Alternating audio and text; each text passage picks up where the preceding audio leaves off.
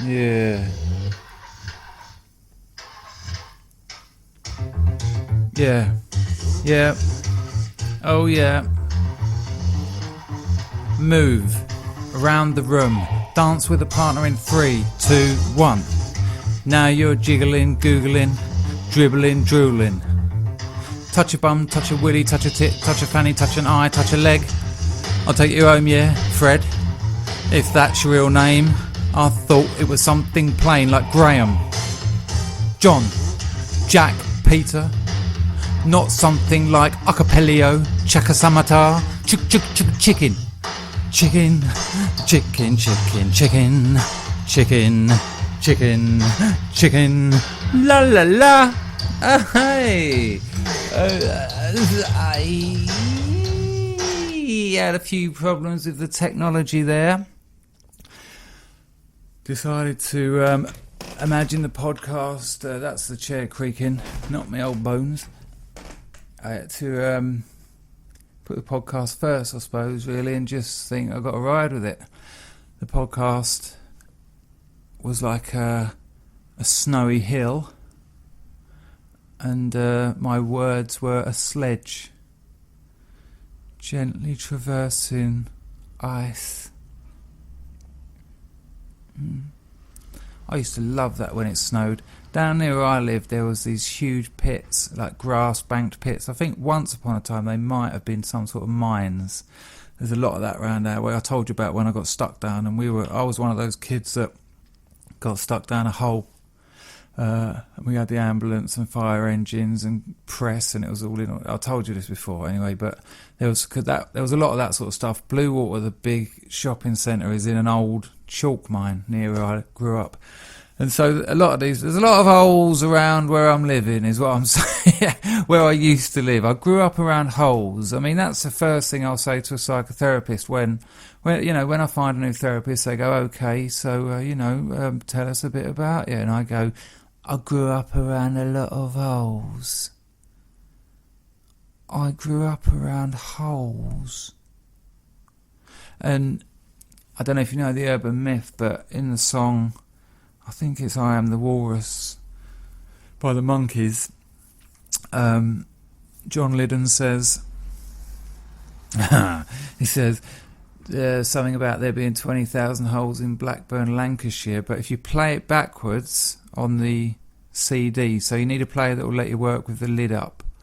If you play the CD backwards, it's quite hard finding the point, though. You need to be able to think live, real time in hexadecimal and have laser readers for eyes. But it's worth it if you can get there. You play it backwards, it goes 20,000 holes in Dartford Heath, just like that.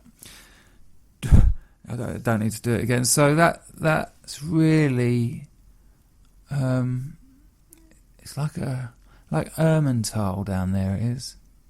Anyway, so when the snow came out, of course, this being the 70s, pretty much the dark ages, we all went to school and they went, right, you've got to go home because there's too much snow and we can't heat the school.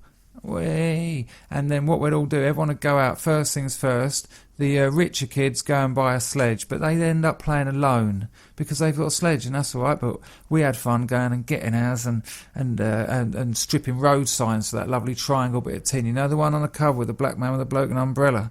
And you'd sit on one of them and pull the front up, legs either side of it. Legs akimbo. I had the opportunity and I missed it. I went for legs either side of it. I won't edit that though. I want you to know that I think like the normal person too. I will sometimes speak faster than my brain is working and miss the legs akimbo. I love akimbo. Down there, and then we had a little jump as well halfway down the bank so that you'd go down. I think it was a drain, but of course with a few inches of snow on it. Oh no, it's not a drain, it's like a quarter pipe. So you'd go down there, legs akimbo, school uniform, getting freezing, actually freezing of course, because it was not really made for outdoor pursuits, the down school uniform. Mine being largely made up of lost property and seconds was particularly bizarre. But it weirdly looked like a lot of comics dress now, that kind of sort of ill-fitting suit look and childish sexual outlook. So go down there and you'd fly off those. And I'll tell you what, it's so good because when you're smaller, these things are like huge. I thought I was like down Everest or something. It seemed to go on forever. And your hands are like frostbitten and they're all falling. Your fingers are falling off. You know, a couple of people, they fall off at the arms. I mean, one poor lad, he left there just a head on his sledge, just sort of nudging it along, using his head to move his head along. He was all right, though, you see. He enjoyed himself. He took a risk. He took many risks. And in many ways, he shouldn't have done. So, Andrew Dawes' dad, though, clever bloke Andrew Dawes' dad, used to smoke a pipe. Not that clever in general, but looked it. Got a ZX81 when they first come out. Can you imagine the first sort of like, well, as long as you're not including like the Oric, and I don't know, it might have even been before that. ZX81, it was a home microcomputer. So significant, there were programs on television talking about it. This was big, this was a big deal. And you could program it yourself in BASIC, or you could get an assembler and all that and start messing around with code. I never got that far. Well, I sort of did, but I didn't understand it. I had a mate who was very good at it all, and I'd watch him with envy. I still carry with me today because he's an absolute computer genius. You know, I have problems with stupid things. Why won't this upload? And he can just do all sorts. And what he does, check how cool this is. He'll do a remote viewer. So when I ring him up and go, I can't do this on my computer, he says, all right then, and he gets this remote viewer. And then suddenly he can see my monitors on his monitors, and his mouse, I can see it moving around my monitors, and he sorts everything out for me. And I'm like, this is amazing. Oh, this is Blade Runner. This is amazing. He's a replicant, is what I'm probably getting at. Anyway, he got the ZX81. Can you imagine? We were all sitting around it. It had 1K. 1K. I'm thinking of the ZX80 actually, because I think the ZX81 might have been 60. No, the Spectrum was 6. And it fucked me, man. It hardly matters the difference between 1 and 16K. I mean, I think you'd need, well, I can't be doing the maths, but you know, what's your phone? 16 gigabytes. Can you imagine how many ZX81s you'd need to make one phone? And if you don't know, that's still how they make them today, you know, and that's why there's going to be a drought on phones, because they're running out of ZX81s. They've got like this huge blender, they put them all in one end and they come out looking much like a phone. They have to scrape a few bits of Clive Sinclair's giblets off of it. But yeah, so anyway, his dad, clever enough to have a ZX81, he got hold of a coffin, which I think, seeing as it was 20 years ago, is probably used by now. Sorry if you're listening to this, Andrew. But anyway, he got a lorry. Why did I say coffee? Dear Sigmund Freud, 'twas the other day whilst podcasting on one cold and bitter banana-less morn. I'll get to the banana-less morn again in a minute. And upon which I decided I must speak the word of the vehicle with trailer, and once did jackknife upon the 80s hour, and spoke coffee. Lorry, that's obviously in there somewhere, but where's the truck? Does trucks begin truck but with CH? Truck? Kind of does, doesn't it? Choffee. It's not even chuck though, is it coffee? I don't know. Answers on a postcard. He got a lorry mudguard. Now, think about it, we're like all 10 years old. A lorry mudguard can hold one massive wheel that will hold up a 1,000,000-ton Arctic. It can also sit 6 children. What a sledge. What a sledge. Don't come round here with your Lidl, Asda, mail order. Will take 3 weeks to deliver, old school, mail order. Stamped addressed envelope when you want to talk to the Saturday morning shows like Saturday Swap Shop, Saturday Superstore, Saturday Banana with Bill Oddie. I kept the phone number for Saturday Banana, Bill Oddie's Saturday Banana show, and the little girl said Grand Prix. And there was like 6 of us in it, so at the top of this huge hill, and that a huge hill must have been, I'd say, 70 metres, 60, it was about 30 foot. No, it was about a mile at a gradient of x in 7. It was so massive. And I'll tell you what, let me imagine how long it goes down there. Ready? Okay, kids, get in. Oh, who's going to the front? No, not me. Oh, stop pinching my bum. Ah, you're a gay, you're a bender. I said a babe, but I meant a bender or a gay. Un bon rêve, monsieur. And so we're all in it. Yeah, hold on. And then Andrew says, like, okay. And he pulls us, like, that last little bit back. 2, 3, 4. The jump is pandemonium. We're in the air. Whoa! Everyone's holding on to each other. Will the communal weight help us stay in the mudguard? Or is certain mudguard reversal on the cards, and we will be like in that roller coaster movie where the roller coaster breaks and the carriages come off and they turn over and you see 6 dummies get their heads bent, but we're not dummies, we're young boys minutes ago jesting that we may be homosexual, and now we're in the air and it's dangerous and we're flying and there's nothing but white below us, sunlight above us. The horizon tilts, it tilts again, but bang, we're back down. 7, 8, 9, 10, 11. Finish. There you go. So I'm saying 11. It was an 11 second. It's like they measure distances in light years. I'm just measuring them in sledge seconds. You know, I had a wank this morning. It was approximately 26 sledge sessions. 26 SS was the number of my granddad in the Waffen SS. That's the Waffen SS. It's not something we talk about often, but soon a film will come out about it where the SS, the Waffen SS, will be seen in a much different light. And then I'll say, Grandad, we loved you. Hiya, hiya. I wrote some things down. It's been an hard day for me. Right, listen, if you're new to the podcast, you haven't missed much.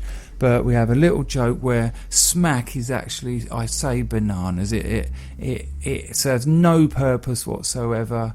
And even the sort of weird, jokey sort of the regulars will get it side has now been ruined by me saying that. But it was a hard day for bananas today. Made a few messes up with my usual procedure, which allows me to carry on a rather manageable life if I don't say so.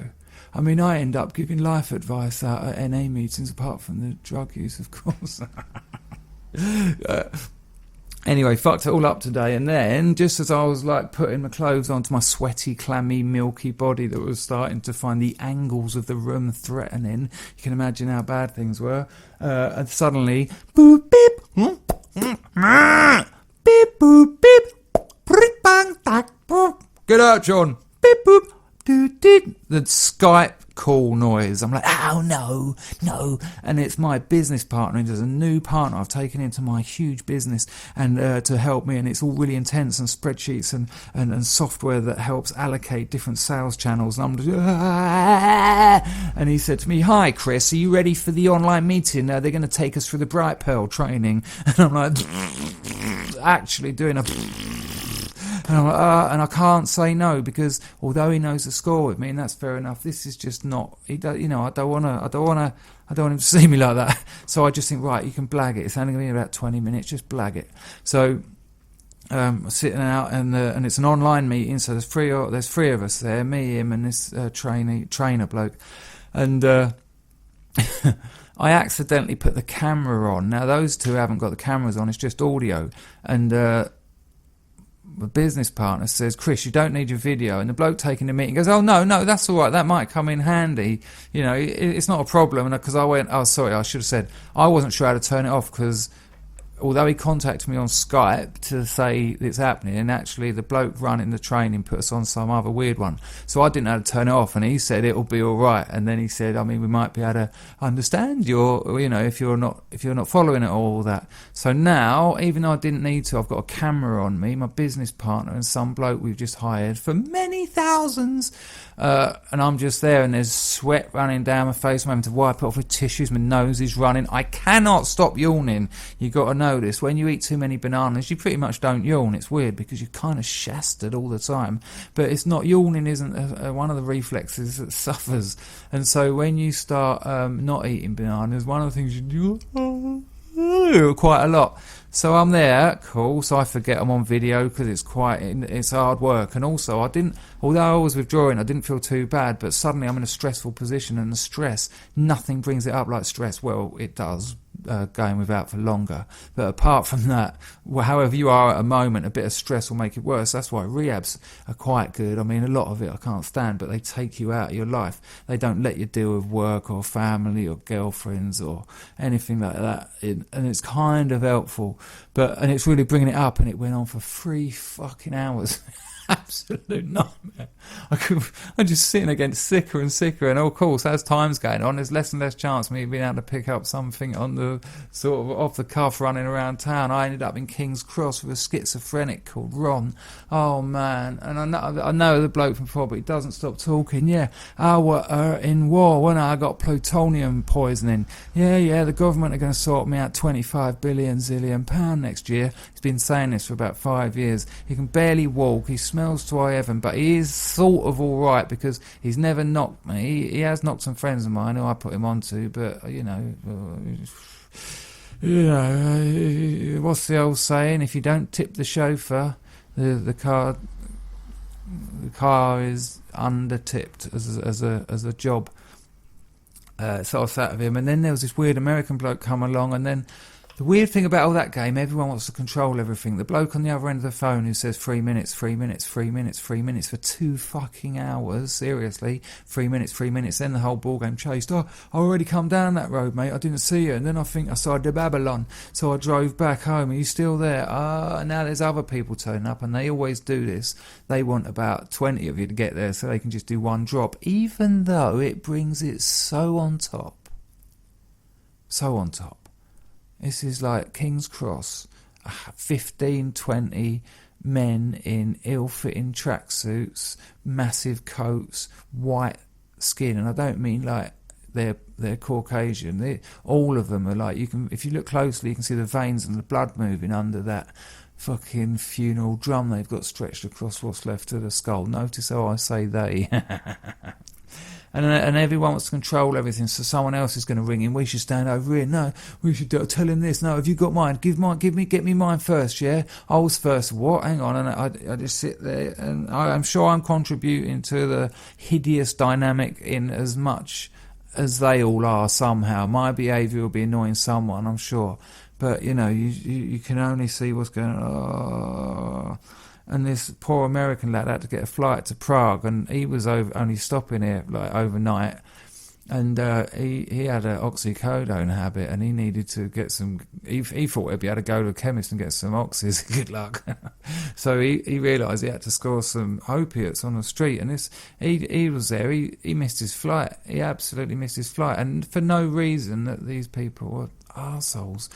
It's all about control at every level of the pathway. If you take that out of it, wouldn't be so appealing for them. I don't think they want the money as much. I don't think. I think they like the power. It's fucking weird. So it's one of those days. So you have to take that shit into account. Oh, and something else happened. I can't believe how that just trailed off. I just looked away. I just moved my head away from the mic and just went, so you got to bear these things into account. Now, if you don't know, I've tried to make it as public as possible. When professional moron Trevor Locke told me to put the YouTube... I've had to compensate about the bananas with Xanax. When the Trevor Locke, that's his Twitter handle, when the Trevor Locke 18296, he told me to put the podcast on YouTube, which I did, lost more than half of my listeners. Thanks, Trevor. So it's now back on Libsyn and YouTube. So you can go to YouTube, just type in Dangerfield Sunday Prescription, dose 31, or whatever dose you're looking for, and it'll come up on Libsyn. It's even easier.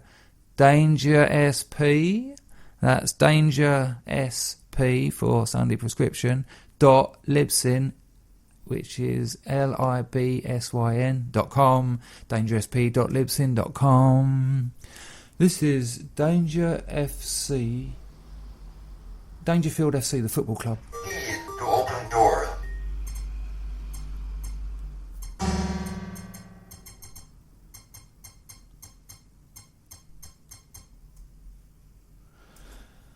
I thought I'd compile a few... this is what I was going to say. So Well, yeah, what I was going to say was I cut my jeans while I was away.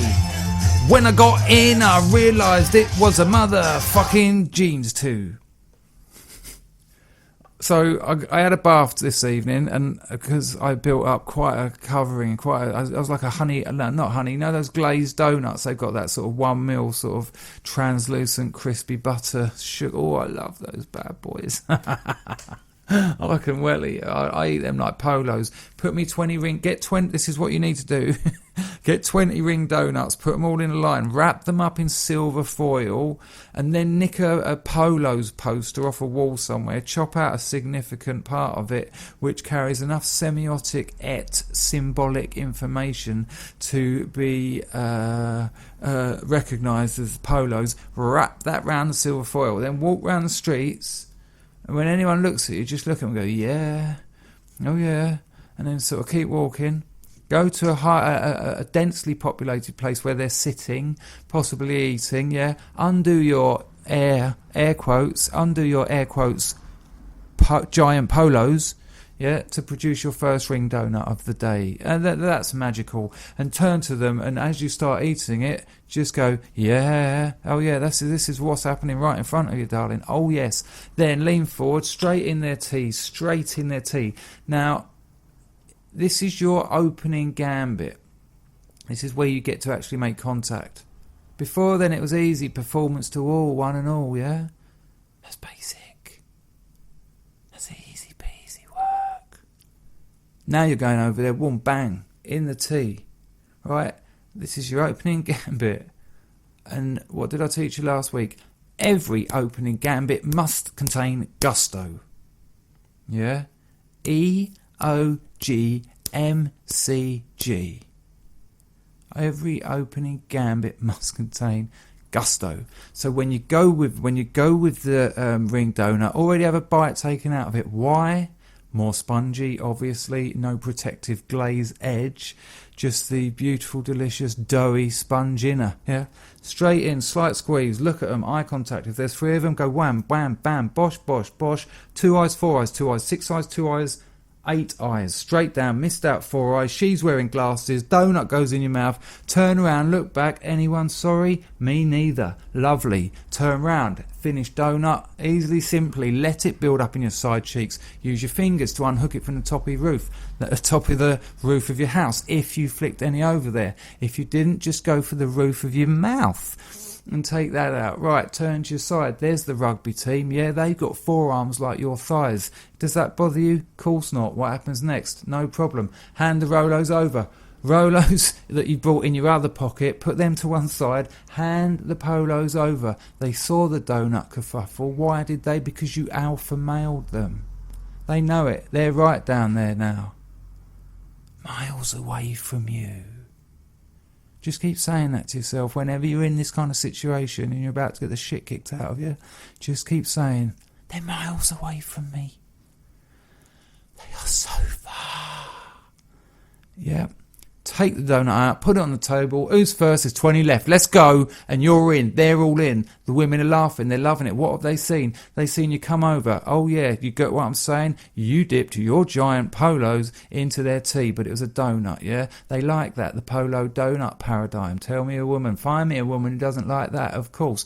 Then they see you approach the males, the competition. You looked at them. You put the donut down. What did you do? You cast a spell on them. They're like your rats. You're the Pied Piper. Put the recorder down. Put the flute on the floor.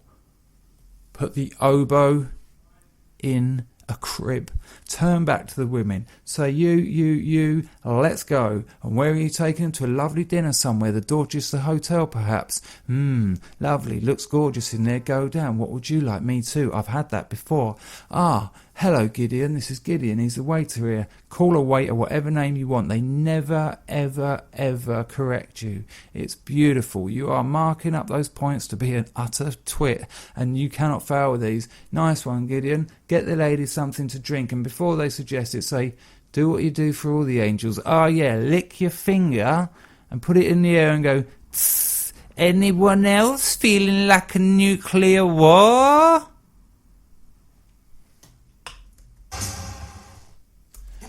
So, it was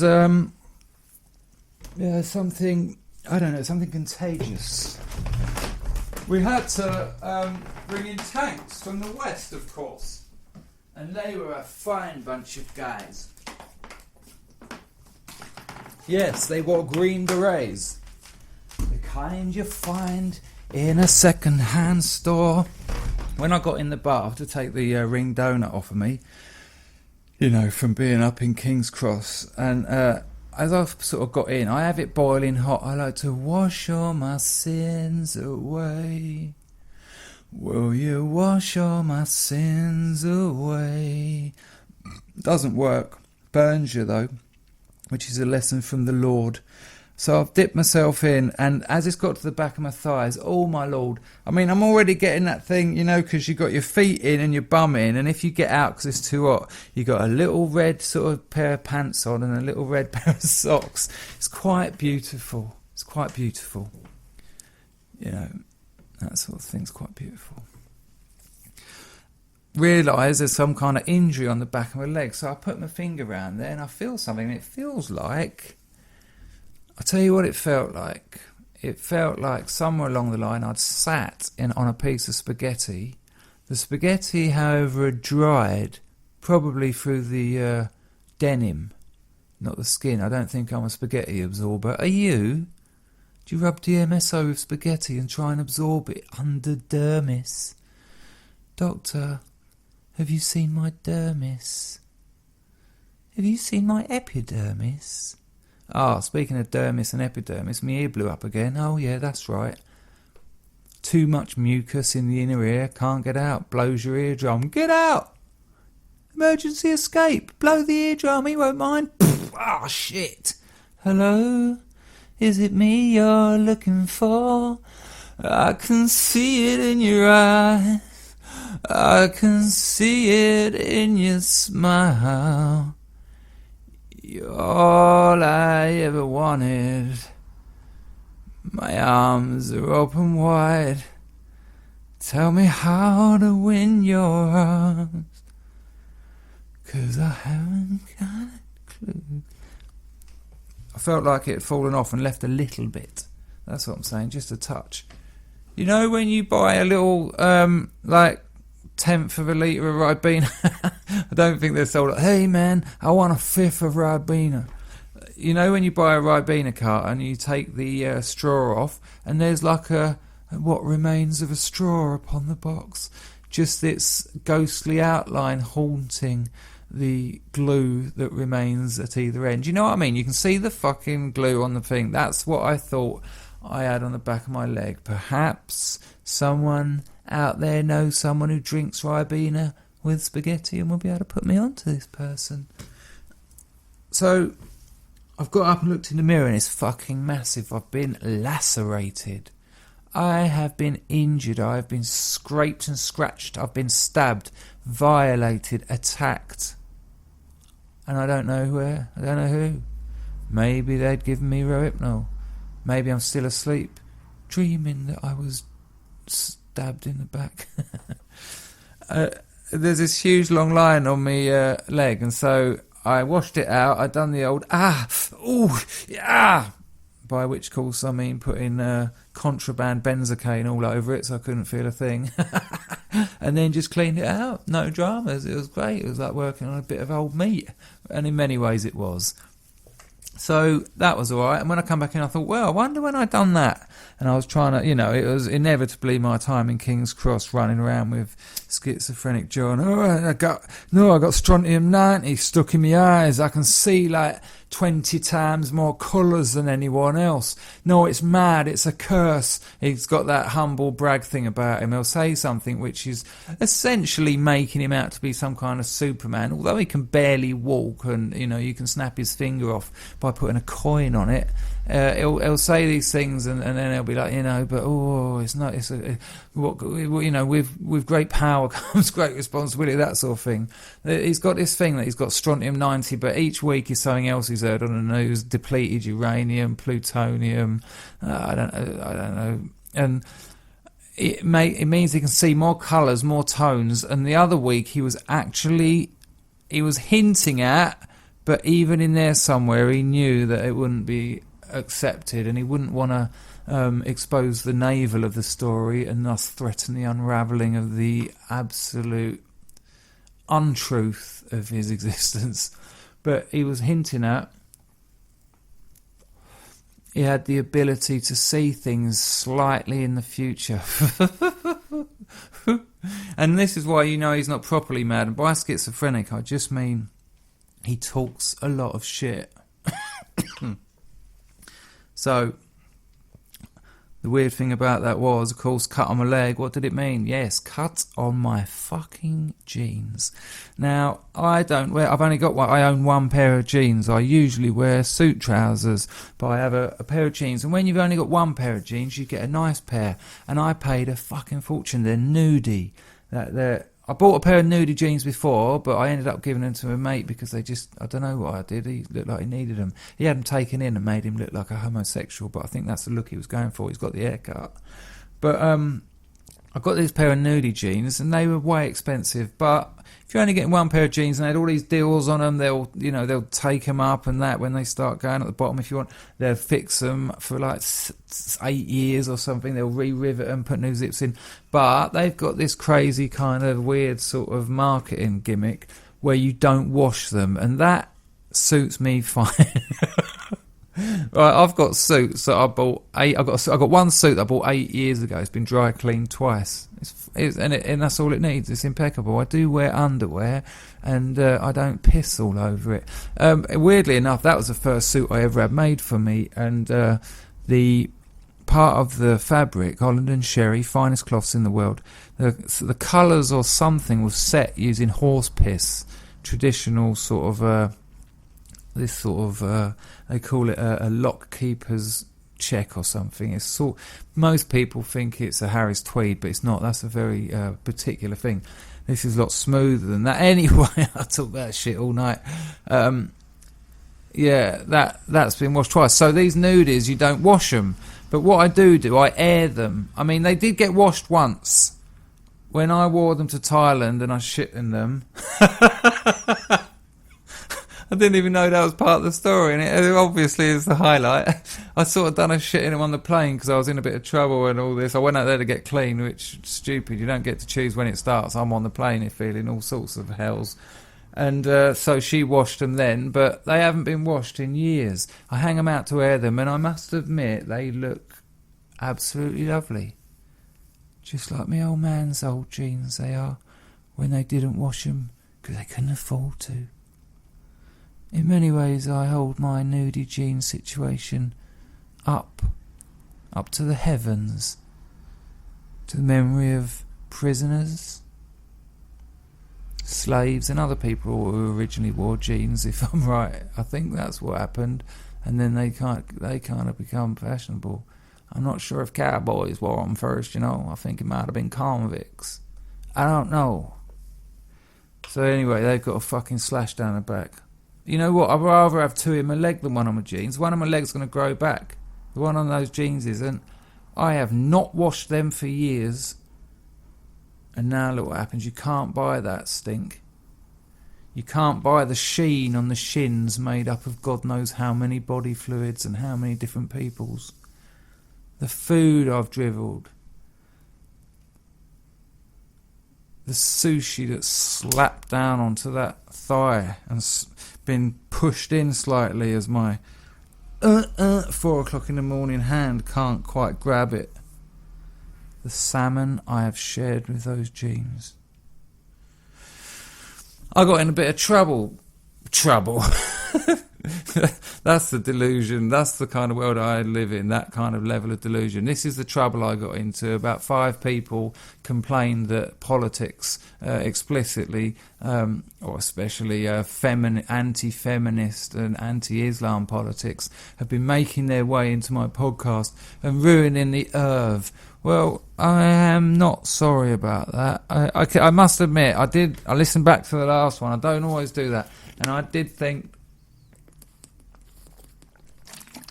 I don't know if I'd necessarily want to listen to that, but I had just said it and I already know it, so that might have informed my opinion. But then the weird thing is, just as many people, well, a couple less, wrote to me or spoke to me and said that they thought it was brilliant because it was a real change in tone. And that keeps you on your feet with a podcast. Because we all know the real reason. I reckon about 50% of people listen to podcasts before they go to bed, by which I mean they listen to the first 10 minutes. That's certainly my experience. Not with all of them. I've got some podcasts or streams like that I watch regularly during the day, but I have got a couple that I saved to put me to kip, and they work a treat. That geezer Roosh V's in the news, and everyone's saying he's pro-rape and he's giving out information of where it's best to sexually assault people and he should be banned, and they've tried to ban him from loads of countries, and they've fucking been assaulting him and throwing things at him and all this stuff. All he is a pickup artist. All he is being honest. All he's done is say, look, this is how I have attracted women and had sex with them. This is my views on how I've done that. These are my opinions on women. These are my opinions on me. All three change and develop and contradict, as with most people's ideas at in some way. But somehow the loony progressive feminist left has decided that he's pro-rape and he's a danger. And you know what they're like? Because they don't agree with your ideas, they want you to shut up. You're not allowed to talk. They no-platform them. Richard Dawkins was meant to be speaking at some skeptics conference. He tweeted a video that was a wind-up song, like a piss-take song about Islamists and feminists, and saying they were quite similar in some respects. It was a joke. It was a cartoon. Richard Dawkins tweeted it. The conference people cancelled him appearing. Their biggest star, their most interesting bloke, a real coup. They cancelled him because he tweeted that video. So this is what it's come down to. You will not get to hear Richard Dawkins at your conference because he liked a cartoon that was making jokes. That's what it's come down to. So people aren't getting to hear people's ideas. We know where that goes. Absolute bullshit. That's all on that this week, though. If you're interested, his name's Roosh, Roosh V. It's interesting stuff. I thought I would get back to some good old-fashioned poo stories. I mean, this podcast has known its fair share of shit stories. They always go down well. I mean, people like shit. They like poo. I think penises and poo historically always been funny. Where there's a penis, there's a joke. Where there's shit, there's a laugh. I think that's kind of universal. I'm saying that based on nothing. Okay? I remember I told you about the two girls, both with broken arms in 1 week, who both managed to get their shit in my mouth deliberately. We've been there. Here's a good one. I might have told it before, but fuck it. When you're a kid, you build camps. Well, a lot of kids do anyway. We used to. There was a lot of, like, Dartford's weird. It's kind of, you go one way, you're into London. You go the other way, you're sort of into Kent, where you are. It's quite a weird place. I had, in many ways, quite a sort of a grotty sort of little M25 town upbringing, but also it was like I went fishing and we took dinghies on rivers and all that sort of stuff. Kind of weird. It weren't exactly Sparrows and Amazons or whatever it's called, but at the same time it certainly wasn't Harmony Korine and Larry Clark's Kids. But yeah, we built this camp, me and my mate Darren. We've done quite well, actually. We dug a tunnel under, sometimes in Dartford, it's called the Wibbly Wobbly Way, but I think that's been slowly phased out with the preferred zigzag, which is located next to the 99 steps. There's only 93, but, legend has it that if you count any less or more than 93, you're tripping. There's the zigzag is, so imagine it's a way of getting a path up a hill without too steep a gradient. God forbid anyone in that town do any exercise. So rather than go sort of, 200 yards up a hill, you can go 10 miles zigzagging up this fucking hill. And we dug a tunnel under that to the point where the zigzag, the one part of the tarmac footpath, collapsed. We done that. We weren't in there when it collapsed. We did used to dig holes in the wall and put bangers in them, and even though it done nothing but scared the shit out of us because we worried we wouldn't get out of the little cave in time before our little white asses got blown off the fucking planet. But we dug it and it was huge. You could sit in there and go, ha ha ha, we're in here. And then one day we went down there and there's just a huge sag in the tarmac and loads of like tape around it. Oh, so proud. So proud. Stalag Luft Dartford. Neft it, neft and red balance. I put a list of Cold War tunes up on Facebook. Yeah, check it out if you've got nothing better to do, yeah? Excuse me. I'm very goital today. Maybe I'm always goital. Maybe what I am now is recognising of me being goital. El tempora mores. Me and a mate, Darren, we've built this camp. This is a bit further. This is down near the lakes. There's some nice lakes in Dartford. Ellingham's Lakes, they were once. Brooklands, then they were. Dartford Lakes. Ellingham's. I think now it's just the lakes after the BBC One death drama by the same name. But we built a camp down there, and it was a nice little camp, you know, normal stuff, a bit of found plastic on the floor, not like a bin liner, a bit of liner or something, you know, any sort of plastic, and then all leaves and branches over the top, some logs to prop it up and that, a couple of cans of Coca-Cola, and some porn that we stole off of our parents or found in bushes, because... See, children of this generation, unless they're finding iPads in bushes covered in snail trails, holes from insect bites, human piss, rain, dirt, and the stench of filth, you ain't lived. Because we used to find them all the time. What would be the size? You'd usually see a square carrier bag, like 2-3 carrier bags tied together, but obviously in a square, and you just think, game on, we're in, and you'll just go, porn! And then everyone would run across there, and you'd hack it open and pull it all apart, and everyone would be fighting off it, and then the mags would be dished out. And there was like sort of silence for an hour or so, then as we all just wondered over them with no shame at all, just looking at these gorgeous, gorgeous women that we ain't even ever had a sniff off at that age. Just fucking hell. Growing up is going to be fucking wicked.